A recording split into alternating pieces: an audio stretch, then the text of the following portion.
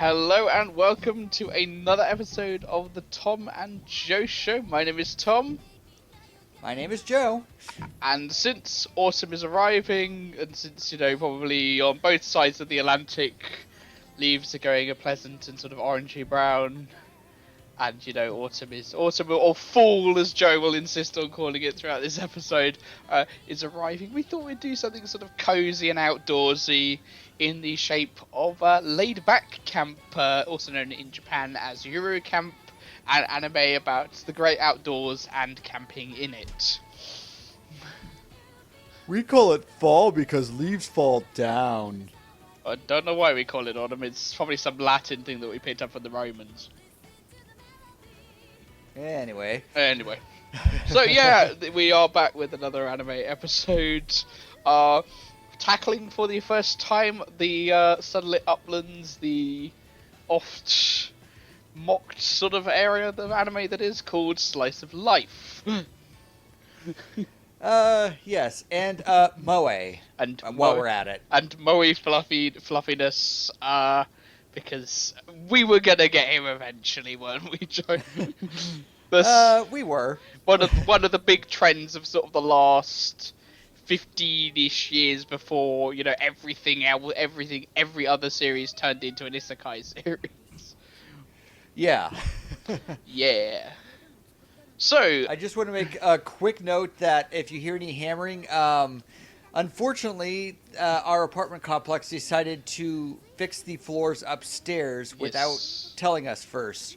So I started to record it, put the record date down, not knowing that. Yeah, if you do hear any hammering, I will do my best as Mr. Audio Engineer to remove it. But Joe will apologise in advance for any hammering. It is not in fact someone trying to get into Joe's room to stop him recording the episode after his comments about Isekai. Yeah, well, fuck him anyway, but it makes sense that the one I have about one of the most relaxed series is I have to do under stressful circumstances. Yeah. I'm a 90s kid. We just drag irony with us wherever we go. Which is particularly ironic because before we get into Layback Camp itself, Layback Camp is sort of a part of a genre called Iyashikei, which is very, very Japanese. Obviously, it sort of links into this sort of the idea of, forest bathing, etc., where basically characters sort of do cute, adorable stuff in calming environments. It's meant to have a sort of a healing effect on the audience. This is the series Iyashikei literally translates as healing type or healing in Japanese, and it's sort of basically, ironically, came out of the 90s trauma of the Great Hanshin earthquake and the Tokyo sarin attack. So basically you've got a trend in really cute, charming anime where, there is a sense of escapism. So you get things obviously like Yuru Camp, as we'll come on to mention, but also Yokohama's Shipping Log, Natsume's Book of Friends, Non-Non-Buri, Musashi, etc. We'll definitely get to Musashi at some point because, again, that is a beautiful and really, really cool anime. Mushishi? Is that what it is? Mushishi, yes. Okay. Mushishi. I was like, Brave Fencer Musashi? Mushishi, which is one of my friend's favorite anime of all the time, so we'll doubtless get him on. And I do not have a high opinion of it. Okay. It's like, I wanted to discuss during the Hygge Renmei, there's like this column of series that all the Hygge Renmei fans really like, but there has to be at least one of them they really don't like. The one for me is Mushishi. Okay. One for another would be Aria, which is another type of these. Iyashikei series. Yeah. For sure. And I can understand, I can instantly understand why Hygge Renmei is part of that, because it is, in part, as I think we discussed at the time, it is a slice of life anime to an extent. And I guess we need to sort of go, I guess, into a little bit of slice of life, because slice of life is a very nebulous thing. It's sort of, it doesn't really, it's something that gets slapped on almost every single anime. In terms of anime, the sort of the general guess sort of the definition of it is anime in which you basically get, as the name may suggest, a slice of somebody's life. Now that might be something as, you know, normal as everyday school life. And here, Joe, if we need to talk about it very briefly, but another series you don't like, because I think Lucky Star is probably the best example. Yeah. And here is where we grapple, where I, was an anime fan who was trying too hard to be cool. Yeah. And, once Moe came along, it's like, it's one of those things that made me quit anime for a couple of years because I don't want this. This is middle school girls doing cute things. Nothing happens. It's stupid. Why would I like this? Yeah. And oh yeah, absolutely. There was like that period in the sort of mid to late 2000s where literally every other series was sort of, cute girls doing cute things cutely.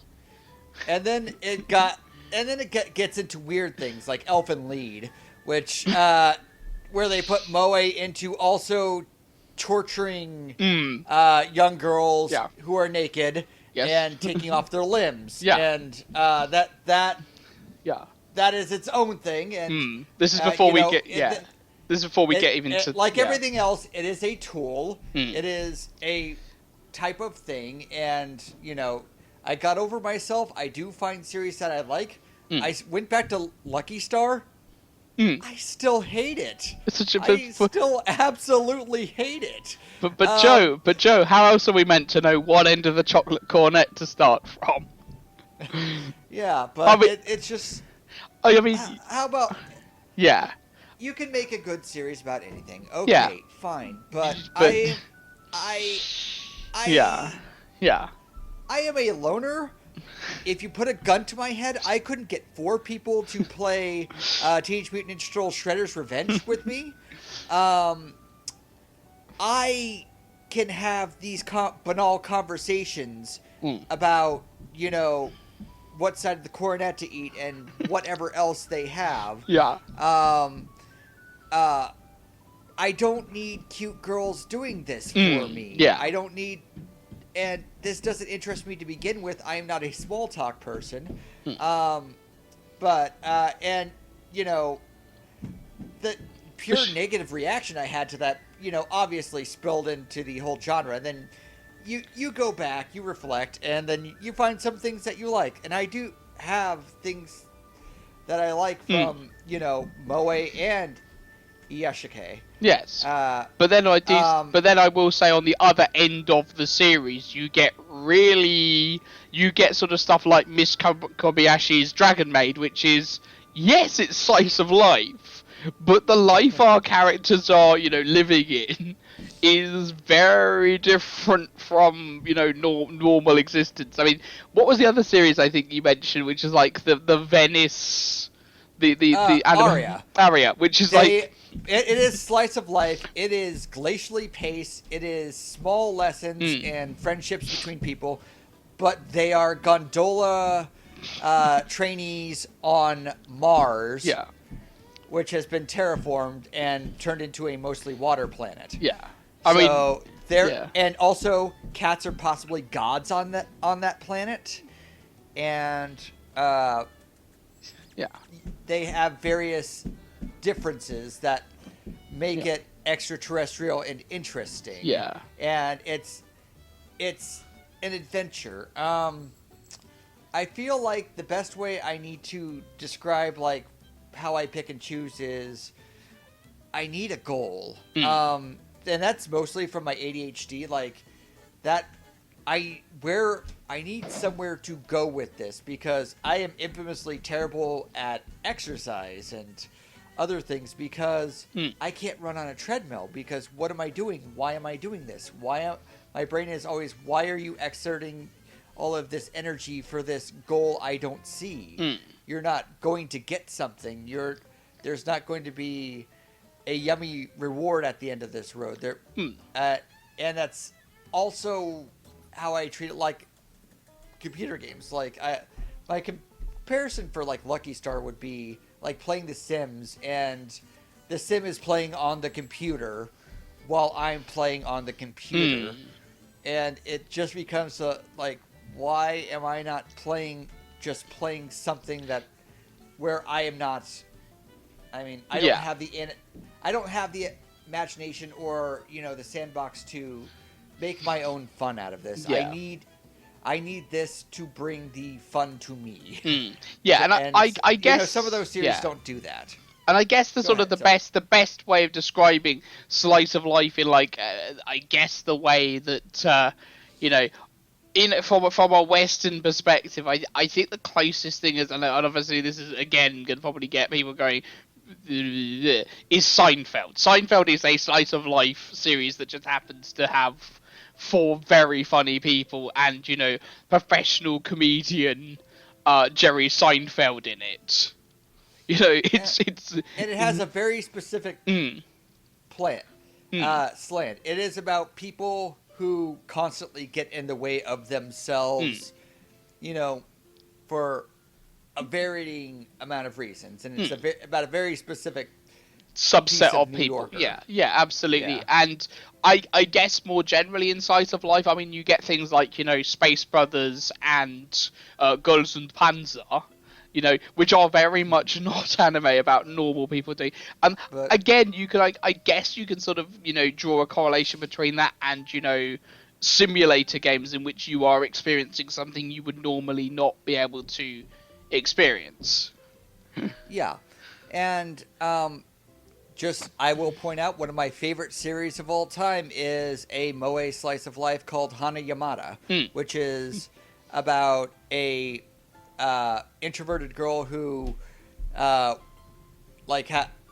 gets drawn into a world of Japanese dance by an extremely extroverted girl, and they're all in middle school and all of that, but it is really great. It's really well done and has a goal. And please, everyone, during the Sentai sales, Hana Yamada on DVD is $1.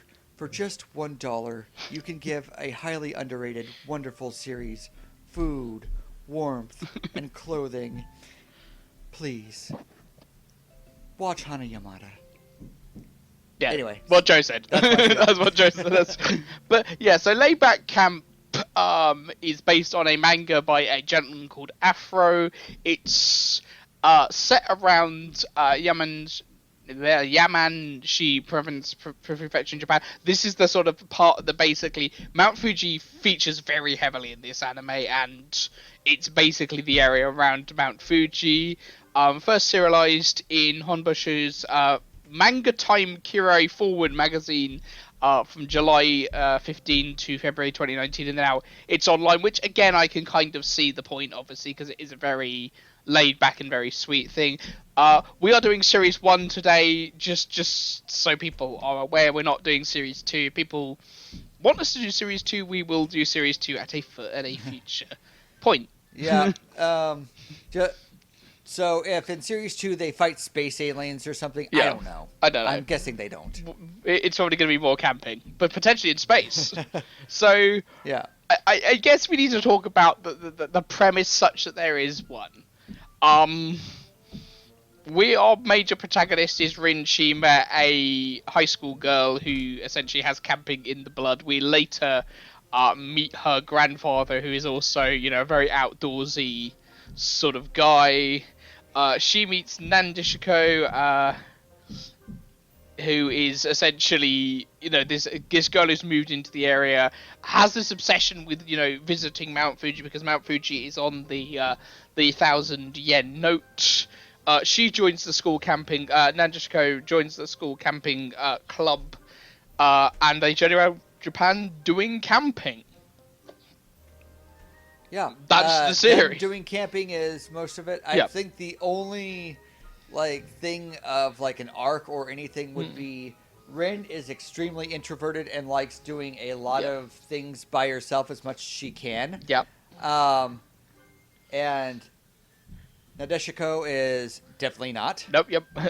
No, she is extremely extroverted and wants to get everybody involved and wants to do things with friends, and she can't go anywhere without her older sister driving her most of the time, as we find out in the first episode, where she wants to go by herself and Rin just finds her passed out on multiple Yeah. areas for various reasons. But it's them coming together and eventually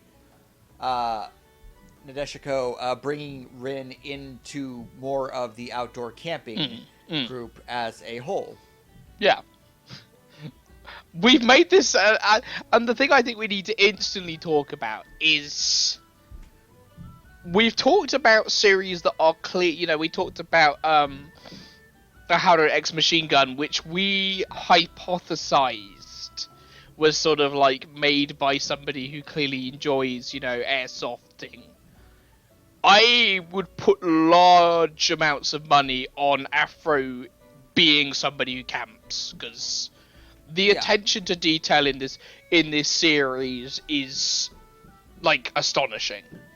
Like, even for, you know, anime, you know, where it will be, you know, because the first thing is, like, a lot of this stuff is real camping gear. Like, the major company in this camping the major camping company that the girls eventually get around to visiting so they can buy more advanced stuff is a real camping company in Japan.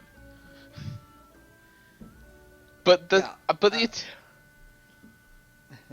attention to detail in this is, like, we start off and Rin has like a little, you know, standard tent. Oh, she's got like a little camping stove. Oh, and a little thing, you know, and it goes into, okay, but when you're actually setting up your tent, make sure it's, you know, carefully pegged in, make sure, you know, your fire is off the ground. I mean, each episode ends with this sort of thing going, yeah, here are your camping tips that are, you know, very important when you do go camping. Yeah, it's this is also an offshoot of a lot of the moe and slice of life, is that there's these series that teach you how to do things to various degrees of success.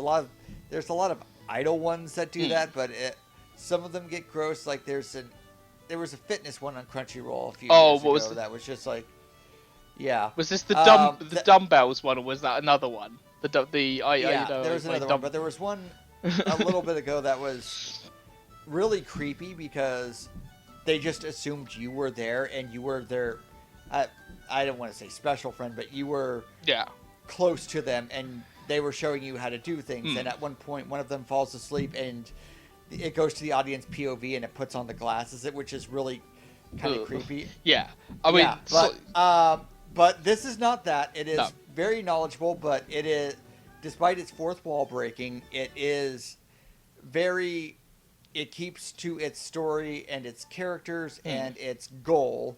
It does have a specific goal. It's to get you into camping and how wonderful and beautiful it is. Yeah. I mean, I guess we'll start at the beginning. So we start obviously with Rin, you know, on her little moped, which is equally flipping adorable. It's like a little Yamaha moped, and it is very cute, and it gets like anthropomorphized at some point because it's like, hey, if I could get away with driving one in America, I would. But yeah, absolutely. But basically, she sort of sets out to go camping because it's clearly something she's into. We're introduced later, I think, in the episode to the fact that obviously, you know, this is something she's grown up with, and she just goes out at the weekend and camps. I mean, it's. And this is where I need to talk about the animation. The animation on this, for what is essentially a very simple, you know, series. So all the characters have got really, really nice design. I bought a figure of Rin. I went on the internet and I bought a figure of Rin because I thought, you know, this is a very adorable little thing. It was on eBay. It was like, I think somebody was selling off one cheaper. Now I have a little Rin and all of her camping gear, which is now on my desk. But yeah, Rin is basically the very solitary character. You know, she obviously, the whole thing goes through the whole thing of setting up a campfire, you know, the sensible way to do it, because obviously, you know, it's got to be elevated off the ground so that you don't start wildfires. And Rin sees this peculiar girl sleeping by the public restroom. This is Nanjishiko, who's obviously bicycled to the area because she wants to see the view of Mount Fuji on the, as we said, the 1,000-yen note, which is obviously from Lake Motusu, and essentially the two of them sort of, I guess, get they hit it off. Rin takes pity on this poor, slightly weird girl. Yeah, the tone here is like they obviously have differences, and obviously they kind of I mean, Rin's bubble kind of gets popped a little bit, but it's not mean about it. It's just like they understand that while this isn't the most comfortable thing in the world, it's just they grow with each other, and I mean, there are benefits to it. Like, oh God, I'm gonna have to say her name 1,000 times, and I hate it. The sister. No, just one of the main characters. Nijiko,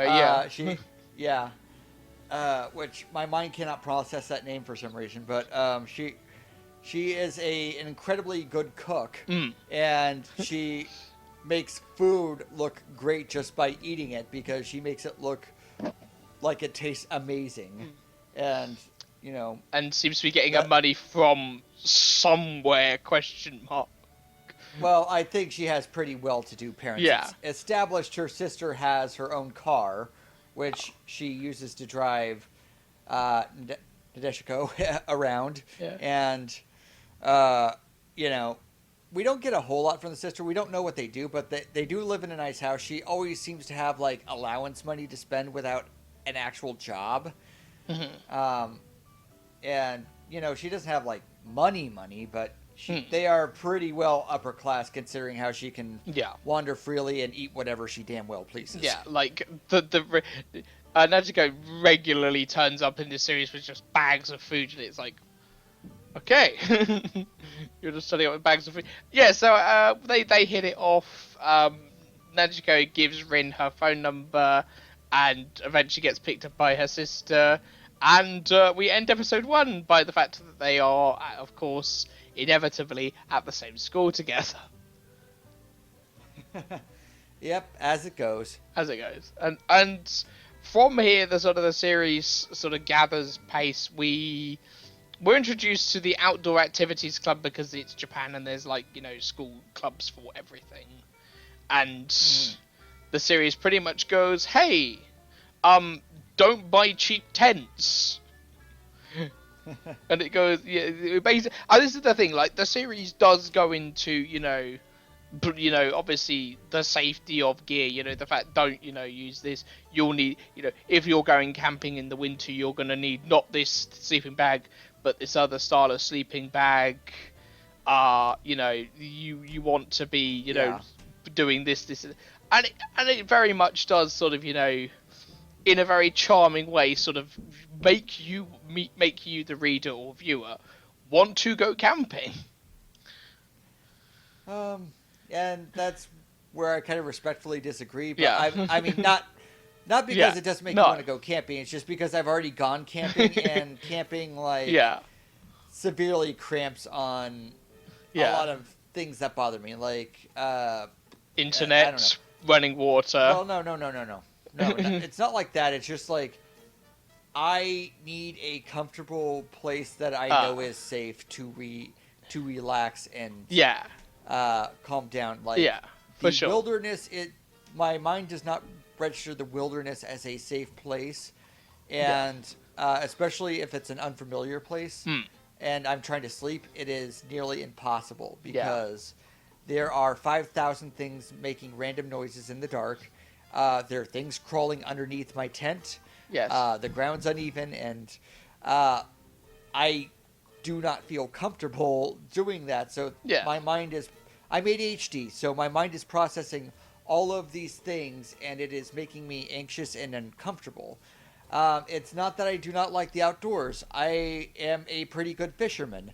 My wife could probably outdo me on out fishing, but I can bring home supper if needed. So it's not that I have a dislike of the outdoors. It's just like this whole situation gives me a whole lot of anxiety, and if this is supposed to relax me, it takes me a day to relax from the relaxation. Yeah, no, I get you. I mean, I used to be in the Scouts, and it is very much, the outdoorsy. I don't think I've camped in about 15 years, and this anime is very cute, but I'm not entirely sure it's going to get me to do. But it is the vibe is, and it's sort of this.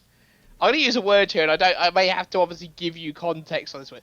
It's got this very, particularly when we get into like the entire outdoor club sort of camping, the very Hygge. Hygge is a Danish concept of sort of coziness and warmth, and it's like the series through the animation, through a lot of obviously the character writing, because it's like the writing on these characters is very, very, very well written. Like, considering we are in, this is a 12 episode series based on a manga mostly about camping. The way that these characters sort of get to know each other is very naturalistic, I want to say. Mm-hmm.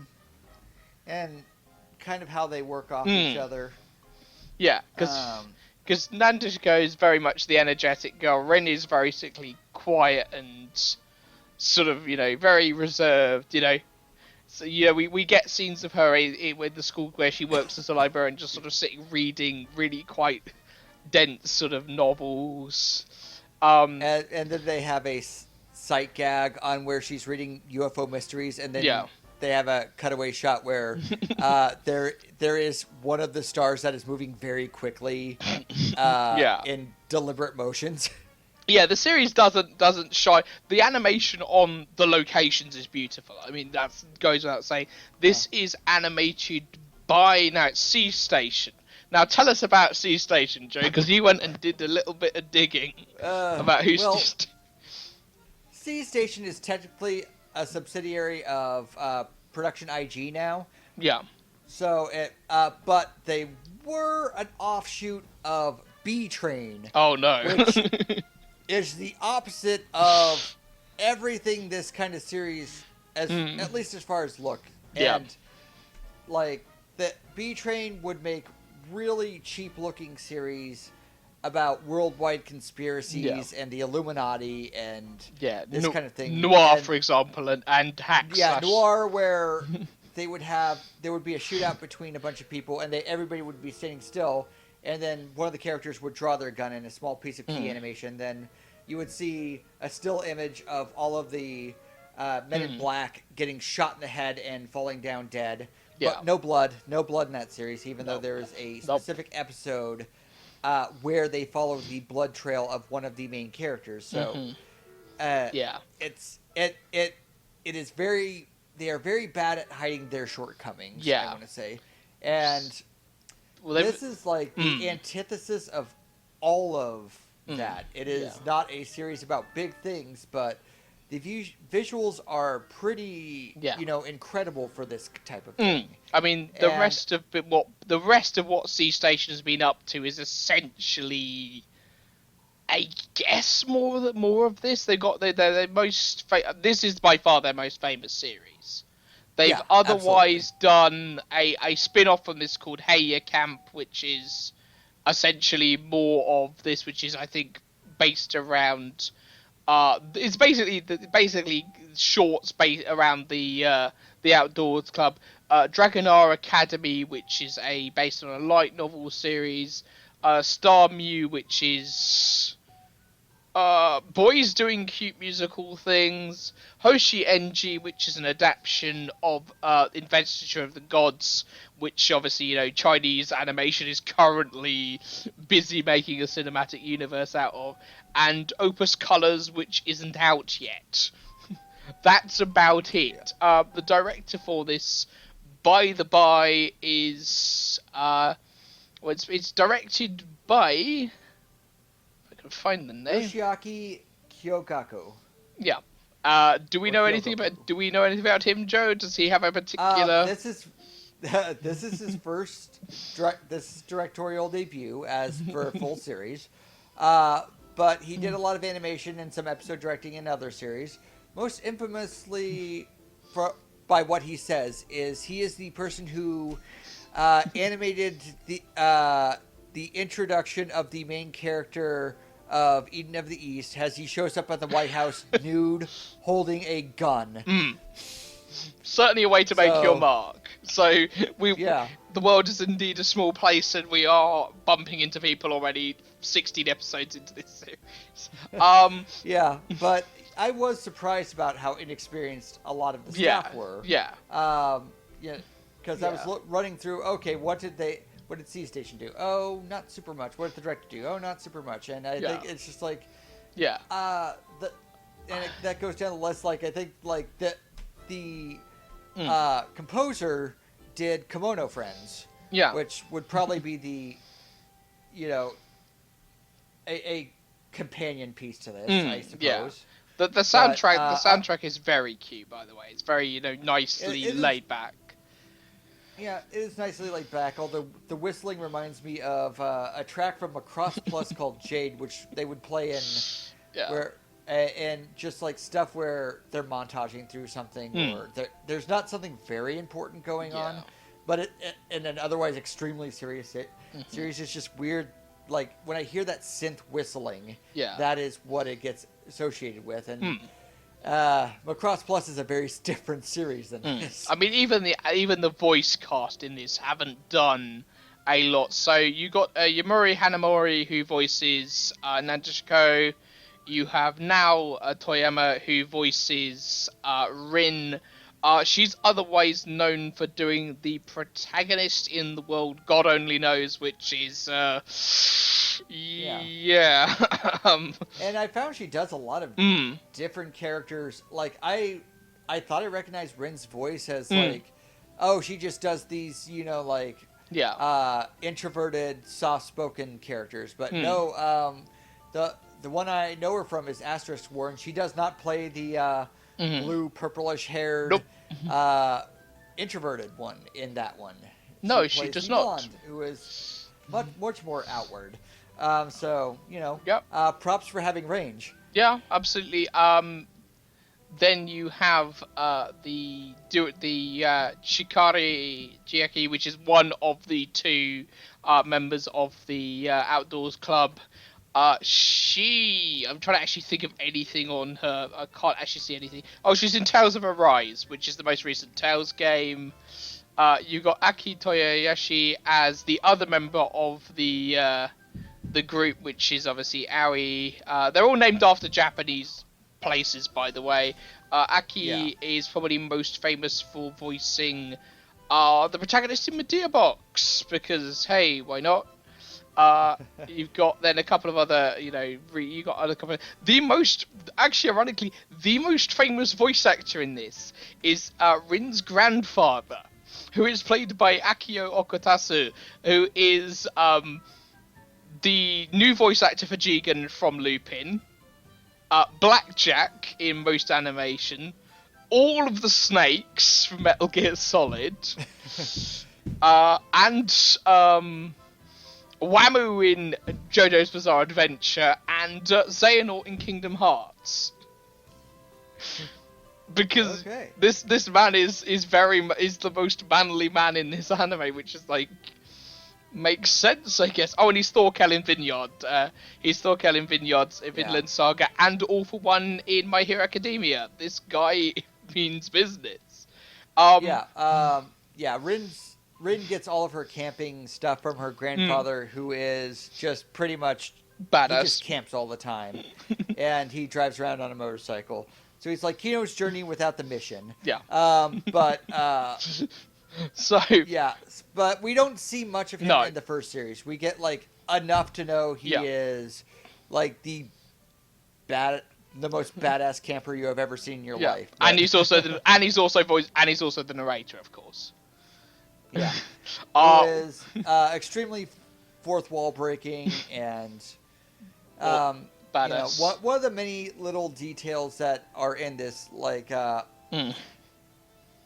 one of them is like a lot of the things that probably should be talk like they'll talk about using pine cones to help start fires, and the pine cones will talk, and I'm just like, I'm not sure I want them to talk. This is like Paper Mario Origami King, where everything talks. Whenever all of the trees in this forest talk, and then if you split logs off them, they're like suns and they talk, and then it's like to to get around that, they use masochists for firewood.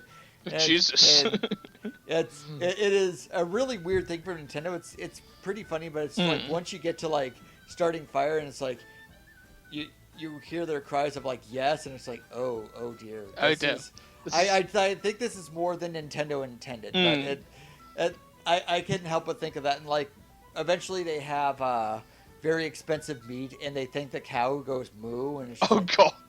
Yeah, cow's dead. There are some moments in this which are like, I think they're trying to be a little bit too cute for their own good, and like there's like Mount Fuji sort of cutified, and this is an actual thing you can buy. It is a plushie, because everything in Japan has a fucking mascot. Are these mascot Mount Fuji plushies, which I then went and realised are real, which is like, not sure about that, lads. It is also a big tourist thing. Like you can go to a temple that worships a dog, and all the hot springs and all the comfortable places where you can get cheap food, and there's apparently nobody there because they go in fall and winter, and they're the only customers, so they just get this wonderful cheap food, and they're the only people there to have conversations. And it's like, isn't that great? Yeah, that would be great. That is normal. If it wasn't so dang cold out, and my limbs can't take cold. Yeah, so let's get back to where we were. So obviously our intrepid trio of outdoor activity people trying to put a tent together. They're helped by Rin's friend Enna, who is also gay. Hey, that girl Rin who goes camping, she's part of your school. Rin goes and we end episode 2 with Rin going on another solo campaign trip to Asagiri Plateau. Most of these views are obviously, in the immediate sort of Kanto Plateau around Fuji. And one of the towns they go to, or go around, is Nagano, which is where they had the Winter Olympics so many years ago. So I think we see that's another big part of this series. Yep. Then Rin and Nandeshiko make a hot pot because hey, why not have hot pot? And the food is also beautifully animated in this as well. Yeah. I would probably be. I have allergic to mushrooms, so I would probably have a very bad reaction to most of the things they make, especially the meal they make on like the 11th or 12th episode. Yeah. So we start episode 3 with more hot pot making with Geyser in it, whilst the rest of the club get jobs. And Rin basically apologizes for being antisocial.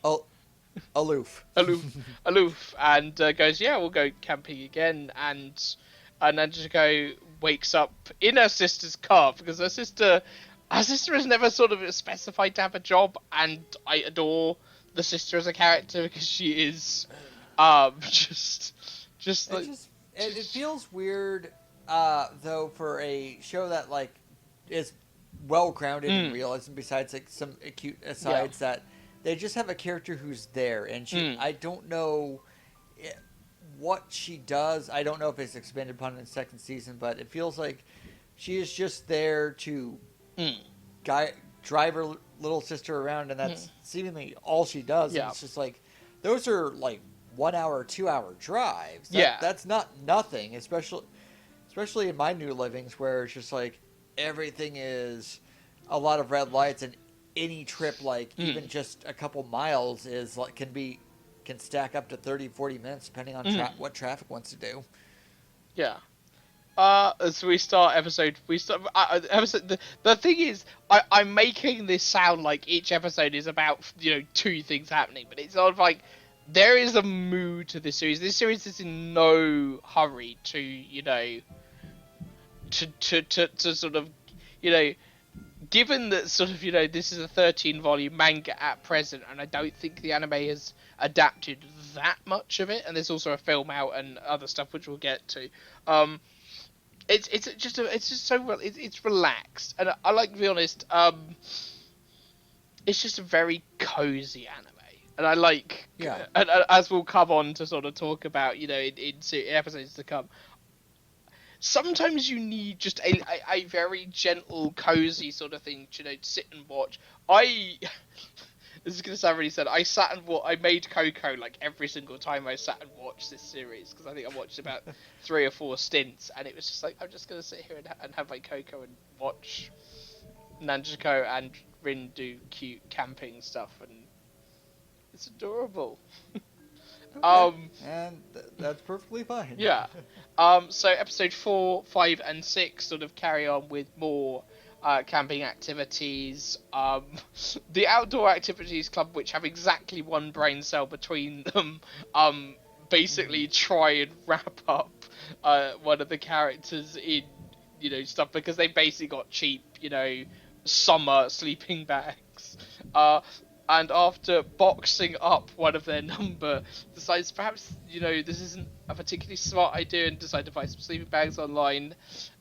Rin apparently has been driving this with driving her moped around with no license, or has only passed her test. She goes on a solo camping trip in Nagano, while the rest of the party make their way to Nagano.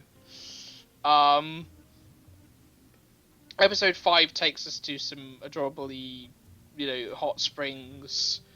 Unfortunately, Rin sort of runs into multiple problems at once, where the road is closed, and this sort of area is shut off, and this is the thing, the Japan during the winter, particularly, I think we sort of obviously, particularly from my perspective, because the winter in the UK isn't really much of a winter.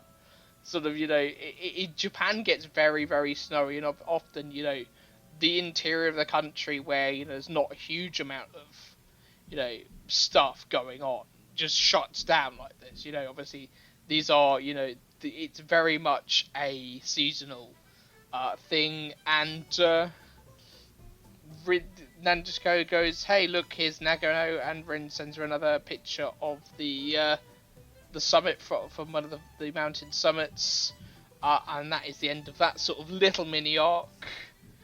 And then episodes 6 and 7 sort of take us through Rin trying to cook meat, because hey, she buys a grill online, and and it is, I mean, it doesn't feel like an advertisement, but it does certainly it's put in all the handy things you can get. You can get this grill that folds into this thing that's the size of a tablet.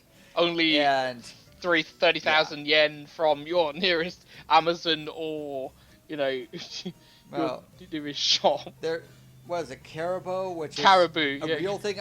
Caribou, which is a real thing. And I'm kind of sad Cabela's got shut. I mean, it's not shut down, but they got bought by Bass Pro Shops, and now they don't exist on their own anymore. Yes, and so, which is, it would have been nice to see some sort of parody of Cabela's show, which is a Nebraska store, show up in a Japanese product. But that sees past it. At least they don't have much. They don't have any. I think Bass Pro Shop. I don't know if they have a for a company that owns a pyramid. They sure don't have much of a worldwide reach. Oh God, the pyramid, the Bass Shop pyramid. I keep forgetting about the Bass Shop pyramid. There's a great video I saw on YouTube about the history of this thing, and it's it's basically the fucking Geofront from Evangelion, parked in downtown Memphis. It's like, oh God. Rin but I sorry, I didn't mean to get us off course here. Oh no, we always go off course. This is what. So Rin goes, and as I said, we get some very nice sort of autumnal colouring starts to come into the thing. You do get, and I will say this, over these 12 episodes, the whole colour palette starts to change towards, full on winter. Nanjiko and Rin, set up their tents around the lake of a potentially haunted, lake. Rin And and obviously we get this mysterious person who Chika runs into when she's at Lake Shibari, who is this very cool older man who is obviously grilling steak in a skillet, proper outdoorsman. And obviously this is later revealed in episode 7 to be Rin's grandfather, who Rin's mother doesn't kind of obviously gets on with her father, but he's also like, I don't know what my dad, who is, obviously far past retirement age, is still doing roaming around, central Japan. Speaking of fun characters, episode 7, obviously Rin and Nanjiko try to get fire started. Obviously, it goes into the really, the complicated, the system for lighting fires for, this system. And we bump into a pair of siblings, one of whom is just completely blackout drunk. Yep. She might be back later, and we get jump, and obviously you get the sort of nice thing of going, hey, you can always go and ask your fellow campers for help. And Rin leaves her tent and bumps into said slightly drunk person, who obviously is, she mistakes for this monster around, obviously the Lake Shibari, and it's just the very drunk sister. Episode 8 and 9 sort of take us into, more technical stuff of, lacquer bowls and seasonings, which, again, the series goes into, real detail. I mean, I honestly now could go, right, I'm going to buy some lacquer bowls, and I would follow this thing step by step. It's that good. The trio talk about their new substitute teacher and the person who eventually becomes the camping supervisor, who turns out to be the said inebriated teacher. and I don't remember her name. I just refer to her, as they refer to her later in the series, as Miss Chug. Miss Chug. She is otherwise. I think she actually has got a name. 1 second. I know. I'm looking at it right now. It's just I am not going to call her anything but Miss Minamatoba. Minamatoba, who is voiced by Shizu. Minamitoba, excuse me. Yeah, which is voiced by Shizu Ito, who is in a lot of anime. Yeah, really huge amount of stuff.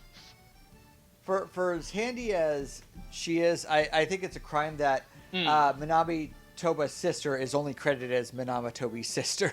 Yeah, she's got like Toba's sister. She's sweet, and it's like they mistake her for a. Oh no, apparently she's called Ryoko Toba, which is fine. Oh, okay. Yeah. Alright, I'm just looking at the Anime News Network here. And it just says it as the sister. I don't know if they get that directly from a credit or what. Yeah, fair. As I said, they're, considering that like one of them is essentially a one-off character, they're fairly well-rounded. The duo go out and Nanjiko and Rin. This is I think my favourite of the episodes, because it does this really quite cute thing of Nanjiko wants to go camping with Rin but has a cold, and sort of eventually it sort of ends up with Rin travelling around to try and get obviously to the relevant hot spring, to get the relevant campsite. And you sort of have Nanjiko sort of guiding her around, and sort of, really cute pictures. I will say this, there is, the series does sort of hint in a sort of a gentle way. Obviously, you can go as goggles on as you want with this stuff, but it is very much, cute girls doing cute things together, and it's sort of, it's very sweet about it. Mm-hmm. Mm-hmm. And Chika visits Nandishiko and cooks hoto, which is a Japanese noodle soup for her and her family. I think it's the only time we see like Nandishiko's entire family. Yeah. Episode 10 sort of sees. And, well, we do have to. I don't know. Here we have to mention some of the supporting cast, because we do have Chiaki, who is the actual head of the outdoor club. Yeah. And she's kind of a leader, and she's kind of she gets really big ideas, and also is that kind of get in over her head, and she Yeah. also like knows all of the people around her. Like she will often do impersonations or hijack people's phone and pretend to be them. But she has to make this traditional dish from where she's from, and then it's like the joke is everybody keeps coming in. It's like, oh, that sounds good. I can't wait for traditional. And it's like, oh, I have to make it for all of these people now instead of just Iyashikei. Yeah, it's just it's very sweet. This is the thing, like it does this sort of, you know, they do become very fast friends. Cheka and Aoi have exactly one brain cell between them, and it's sort of it is sort of nice to sort of see these characters bounce off each other. We get basically more of Rin trying to get to this campsite. She obviously encounters some struggles with, you know, putting a tent up in wind.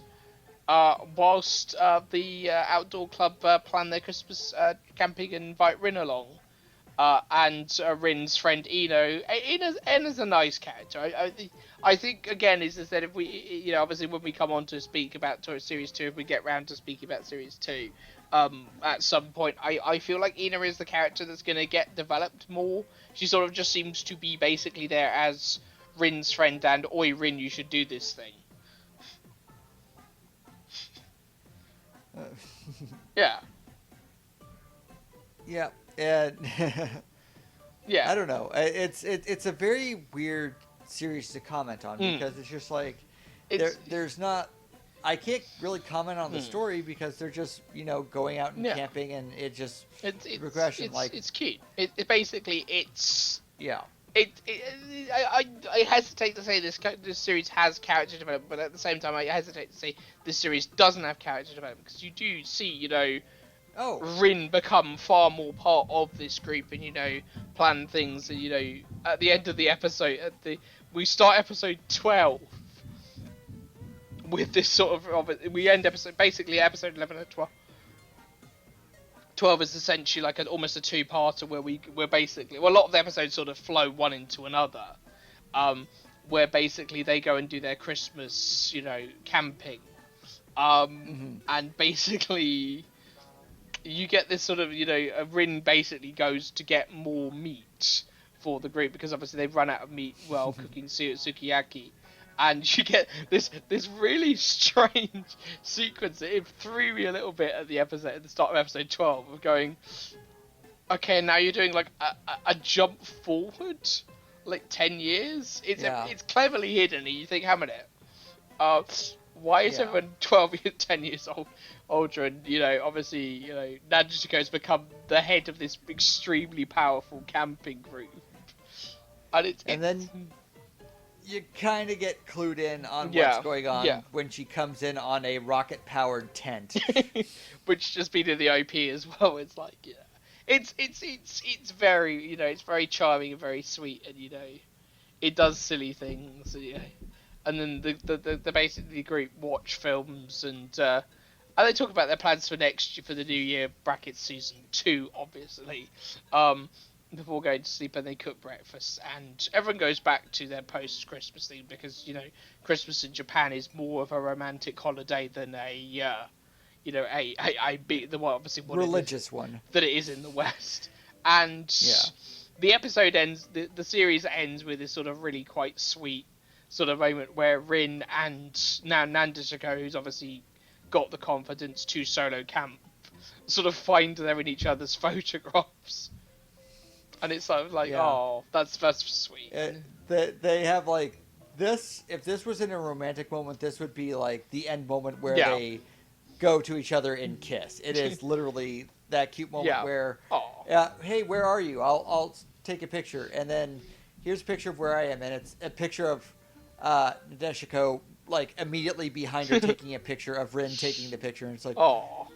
And then they run to each other, and I mean, it's not, you know, treated like romantically, but you can take it as that if you'd like. There aren't any. And I think there is, you know, something irreplaceable between, you know, each other. It's the usual moe thing where a very introverted person gets teamed up with a very extroverted person. Absolutely. You see, that is probably the biggest dynamic.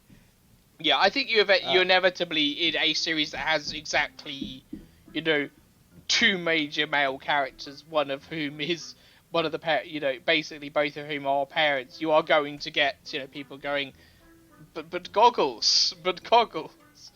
Yeah, I mean, it's very sweet, and, you get these very charming sort of, it's a vibe, this series. The series is a mood. It's, it might not be, very complicated, and most of the character development is done, relatively incrementally, and essentially it comes down to one girl introducing another girl to the world of camping.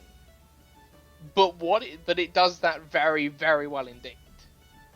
It's very charming. It's very sweet. I mean, I went out and bought merchandise for this, which, I don't do for every series we watch. Mostly because it's really hard to find stuff for Hygge and me without, destituting myself. Yeah, I know. The weird thing about the Anime Rush was you could find... I could get a keychain to Hygge Renmei. I could get a t-shirt.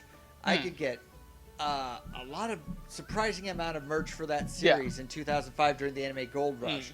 And then once everything started to crash, all of the series I was interested in, their works just vanished. And it's just now you just get Demon Slayer, you get the big Boruto ones. And the big ones. Yeah. And which is fine. I mean, if you enjoy those, absolutely. There's a certain... I don't dislike things because they're popular. I dislike them because the plot gets stretched past its limit, and everybody plays on too many of the single characters, and it just gets boring. I like finite series where I know this is going to end and they have to do something. And that's kind of some of my issues. I'm going to say this. There is nothing wrong with this series. It is just not for me. Yeah. It does exactly what it wants to do. The relationships are wonderful. They're very subtle. They're very human. And I think in your discussions, you kind of underrate a lot of the sporting cast, which it's easy to do with, especially Aoi, because you forget she's there until she suddenly part of the main cast and decides to cook. Yeah, absolutely. And, but they work each other in small, subtle ways, and it's very much like life. Ina is there to bring Rin and the club together eventually, and she eventually kind of she wants to join the club, but she also likes the going home club better. But there's that small. I mean, there's not a big change at the end of this series. No. They are better together, and they obviously the ending is the student has become the master with. Because the first episode is the end of the first episode is a mirror of the last episode, except for Nadeshiko is the one going out to that exact camp and knows exactly what to do and all of this. Yeah, and it is nice because you almost get this throwback to the first episode where you obviously Rin's setting up everything, and it's no, Nadeshiko knows what she's doing now. I will say this is sort of actually I think Afro did, set what Afro got, set out to do, which is to, introduce other people to the world of camping. I think he succeeds. This is the thing, in, Japan, saw a camping boom in February 2018 when the manga came out. Yamanashi, a prefecture where a lot of the series are, a lot of the campsites are featured, had a significant number of boom. They had obviously, they did stuff obviously for the marketing of the series, but they also, the local area sort of embraced this. They spent, 86 billion yen, at the campsites that this site would, obviously feature in the series. Campsites, that, this is the thing. Camping, I think, I don't know, obviously, how camping in Japan. Camping in the UK is now, is a bit of an old-fashioned thing, it's sort of, scouts or, or alternatively what is becoming more popular, which is glamping, which is sort of, this more, basically bring all the conveniences of what you've got to the campsite. And so it's nice to sort of see like a little series like this, set out to sort of teach people about camping and to share that love of the great outdoors with people. Yeah. Yeah. And there's nothing wrong with that. Yeah. Like, there is nothing wrong with the series. I'm just going to. It's just not for me. It is not something I would normally watch, and it is something I struggled to get through, like in a prompt fashion. But that was also the case for Aria, which is one of my favorite series. It took me 5 years to get through 3 seasons of that because it was such a relaxed glacial pace, and watching for as much as they make everything look beautiful and gorgeous, there's my personal experience with camping that it kind of doesn't make me interested in as much, although I get it. I absolutely get it. Yeah. I mean, like I said, there's nothing wrong with this series. It's just not for me. Yeah, and that is absolutely fine. I mean, as I said, this is the thing. I feel slice of life is a very subjective genre. Far more than shonen, far more than shoujo. It is like being, it's, these people are having a great time doing camping outdoors. I don't, you get people to go, well, I don't like camping. What purpose is there for me to watch this series? It's not, something I want to do. I'm not interested in watching people see it, and that's fine, I'm sure that there is, there's somewhere out there in the world, there's somebody who goes, oh, I want to see a slice of life Formula One series with cute girls doing Formula One. That doesn't exist yet, but, give it time and it might. I mean, there's a slice of life where I believe the Moe girls represent boats, I guess, but... God, we're not going down that particular yeah, hole. that particular whole can of worms. But there is a lot out there, and it's just just try to find something you like, and it's an easy. Both Moe and Slice of Life are easy to trash, and I've done it before in my younger days. Yeah, same. But there are things out there that you can like and enjoy because they do kind of interact with you on a human level, and you have to find like the one that most relates to you as a human. Hana Yamada. Like, the main character is an extremely introvert who, wants to shine and doesn't know how to do that because they are trapped inside themselves. But it is a very human series about, an extrovert who tries to bring that out, but, it is harder than it looks, and it is especially anxiety-inducing, and it doesn't forget that. And that's part of why that sticks with me. So, it's just like... There's probably a series like this that is for the human that you are. So, exactly. Just keep looking and just, poke around like stuff you wouldn't normally check. Yeah, for sure. I mean, this has been, this series has been wildly popular. I mean, there's a live action series and video games, and this year a movie about camping. Yes. Yeah. Apparently the Anime News Network says it's a little long for what it's about. Camping. Anyway, that has been Laid Back Camp. We may return to Laid Back Camp Series 2, or even the movie if people wish us to. We obviously will happily, take that Patreon request, or give it a couple of a couple of years and come back to it. But Joe, what are we talking about next? Okay, for my next series, I have to get something that I really need to watch, but I Watched the first episode during the pandemic, then I realized I shouldn't be watching this right now. And that is Princess Principal. Yeah. And I am just going to leave that name and not tell you anything else. And then I'm going to let you watch the first episode. And I'm going to crack open an alcoholic drink. And I'm going to watch with bated breath and sharp interest.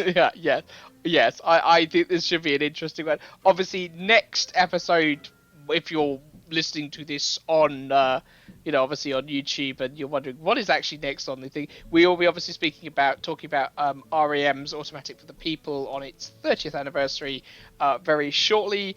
You can find us on Patreon at patreon.com/the Thom and Joe Show. Thom is spelled with a H. Or you can find us on Twitter at not so final prod. Well, Joe, it's awesome. Shall we go and cook some s'mores or something? Yes, and we need to describe what s'mores are, because apparently Japan doesn't know. Okay. Till next time. Okay, bye-bye. Bye.